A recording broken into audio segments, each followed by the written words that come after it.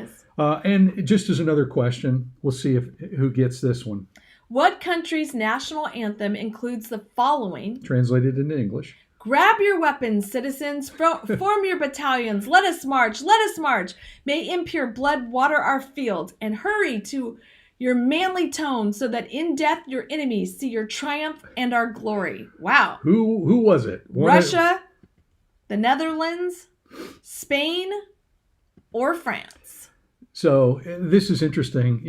Most national anthems, not all, but many of the ones that I'm familiar with, have this sort of bloody tone. Okay. Jenna coming in with France. The rockets' red glare, the bombs bursting in air, the impure blood watering the fields, and so forth. Interestingly enough, even the fight songs, for those of us who are college sports fans, you don't have love songs, you have fight songs. Yeah. Okay.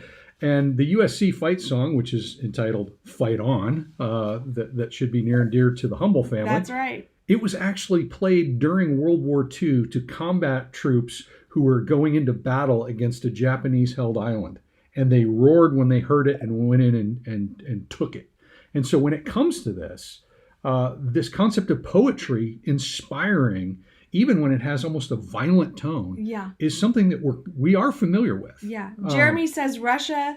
Vicky says Spain. It is France. But Jenna, I just had a feeling it was, and Jenna is a Francophile in every possible way, and so she especially loves kind of their patriotism. The melody of the French national anthem is beautiful, and then when you read the words, it's just like, whoa, this is hardcore. Martha's coming in with the correct answer there too. So not unlike poetry that is set to music in our own context, okay? National anthems, college fight songs, even rap diss tracks, which go even further than rap. They actually predate that.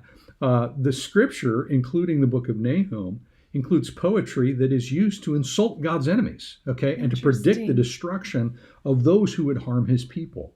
So take a look at Nineveh 3 as a Nahum 3, excuse me. What sorrow awaits Nineveh, the city of murder and lies? I will cover you with filth and show the world how vile you really are. All who see you will shrink back and say, Nineveh lies in ruins. Where are the mourners? Does anyone regret your destruction? Wow. Hey, it's like the French national anthem or the fight song. Here's the deal. A lot of people find the prospect of spiritual warfare as being unsophisticated. Yeah. And we're actually going to see a spiritual entity that is going to be introduced later in the book of Nahum called Belial or Belial. Mm-hmm. And that'll be interesting to unpack. But I think for other people, unbelievers can find it ridiculous, if not offensive, the possibility of a God who gets legitimately angry at ongoing evil behavior. So let me just say this. Nahum is a small reminder that we don't get to create the kind of God we think should exist. Yeah. But we have to discover the one who actually exists, okay?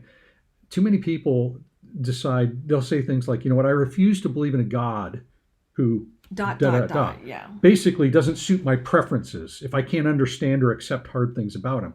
And it's amazing how many people scream for authenticity today. Yeah. Just let people be who they are.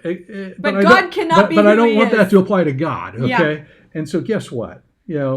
God is going to reveal to people that they can really tick him off to the point of getting wrathful, especially when they mess with his kids. Crazy, I know, right? That a parent would get mad when you mess with his kids.